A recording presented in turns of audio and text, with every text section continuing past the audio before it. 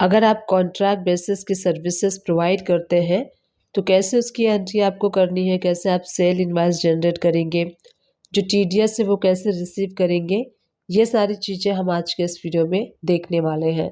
तो tally prime को open करने के बाद गेटवे ऑफ टैली से हमें बी प्रेस करना है और राइट हैंड साइड से टेक्स इनवॉइस वाले ऑप्शन को हम सेलेक्ट कर लेंगे क्योंकि हम यहाँ पे सेल करने वाले हैं। और चेंज मोड पे क्लिक करके अकाउंटिंग इनवॉइस वाले ऑप्शन को सेलेक्ट कर लीजिए। अब यहाँ पे पार्टी का जो लेजर है अगर आपके पास क्रिएटेड है तो यहीं से आप सेलेक्ट कर सकते हैं, और क्रिएटेड नहीं है तो यहाँ पे ऑल्ट सी प्रेस करके न्यू पार्टी का लेजर भी क्रिएट कर सकते हैं। अब यहाँ पे जो हम सर्विसेज सेल करने वाले हैं उसके लेजर को क्रिएट करने के लिए ऑल्ट सी आपको प्रेस करना है, और हम यहाँ पे कॉन्ट्रैक्ट बेसिस पे सर्विसेज को सेल करने वाले हैं तो यहीं से कॉन्ट्रैक्ट बेसिस का एक कॉमन लेजर हम क्रिएट कर देंगे। सपोज कीजिए आप मल्टीपल सर्विसेज प्रोवाइड करते हैं तो यहाँ पे हम कॉन्ट्रैक्ट बेसिस का जो सर्विसेज का जो लेजर है उसको हम क्रिएट कर लेंगे अंडर इनडायरेक्ट इनकम के, क्योंकि जो आप कॉन्ट्रैक्ट बेसिस पे सर्विसेज सेल करने वाले हैं उसके थ्रू इनडायरेक्टली इनकम होगी आपके कंपनी में, इसीलिए इसका लेजर हम इनडायरेक्ट इनकम के क्रिएट करेंगे।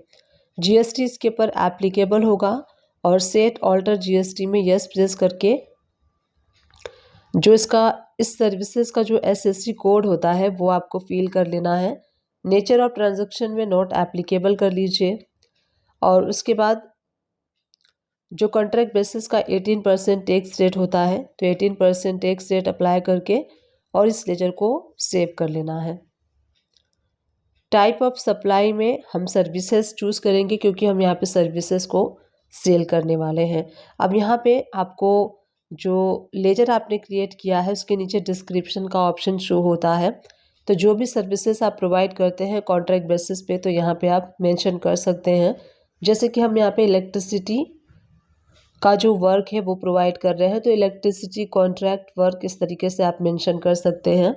जब भी ये इनवॉइस जो है पार्टी के पास जाएगा तो उसको पता चल जाएगा कि इलेक्ट्रिसिटी का जो कॉन्ट्रैक्ट वर्क है वो आप उनको सेल कर रहे हैं। जो भी अमाउंट है वो फिल कर लीजिए। उसके बाद अगर आप लोकल में सेल कर रहे हैं तो इसके ऊपर output CGST and output SGST आपको अप्लाई कर लेना है और उसको सेव कर लीजिए। तो इस तरीके से हमने जो कॉन्ट्रैक्ट सर्विसेज था इलेक्ट्रिसिटी का उसको सेल कर दिया है। अब चलिए गो टू पे क्लिक करके और उस पार्टी का लेजर मैं आपको शो करती हूँ। तो यहाँ से हम उस पार्टी का लेजर ओपन कर लेंगे। अब आप देख सकते हैं जो इनवॉइस हमने जनरेट किया था वो इनवॉइस आपको यहाँ पे शो हो रहा है।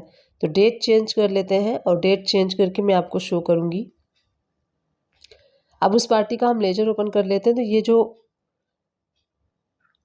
जो इनवॉइस है अगर आप उसका इसका डेट में चेंज कर लेती हूँ तो यहाँ पे मैंने डेट चेंज कर लिया है, और ये जो इनवॉइस है अब मैं आपको शो करती हूँ। तो यहाँ आप डेट चेंज करने के बाद देखेंगे तो ये इनवॉइस आपको यहाँ पे शो हो रहा है। तो इस तरीके से जो इलेक्ट्रिसिटी कॉन्ट्रैक्ट वर्क है वो हमने 1 लाख प्लस GST अमाउंट का सेल किया है।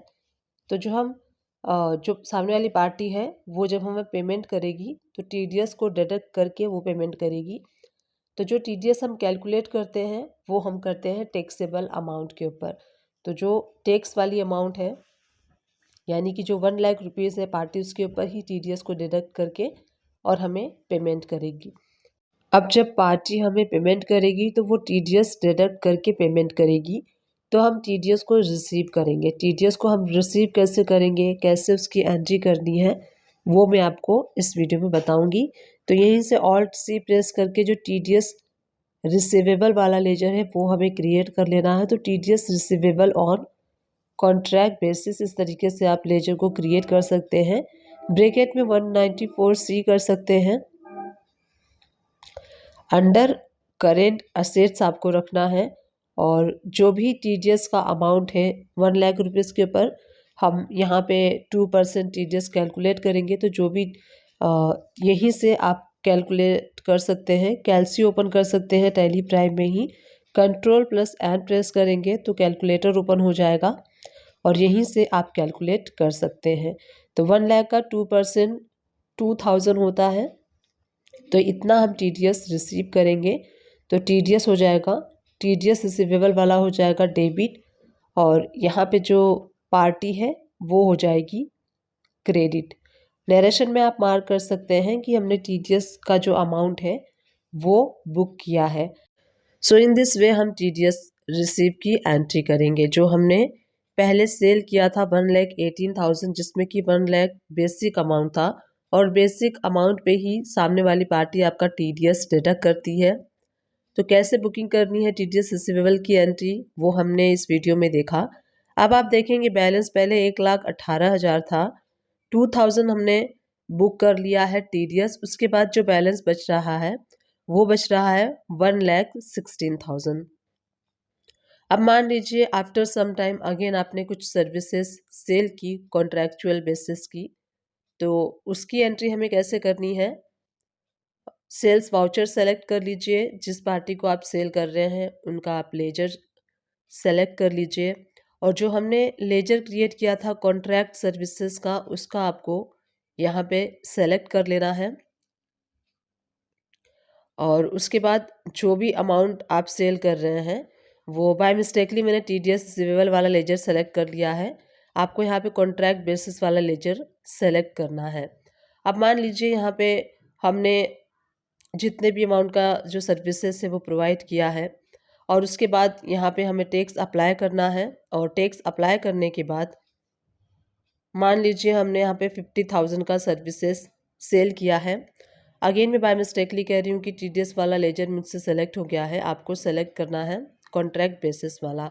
अब 50,000 मान लीजिए बेसिक वैल्यू थी, तो हम TDS रिसीव करेंगे। सामने वाली पार्टी 50,000 के ऊपर TDS डिडक्ट करेगी एट द रेट ऑफ 2%।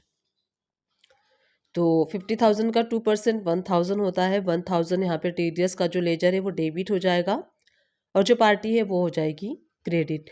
तो इस तरीके से आप देखेंगे तो हमने टोटल 2 इनवाइसेस 2 सर्विसेज सेल की हैं।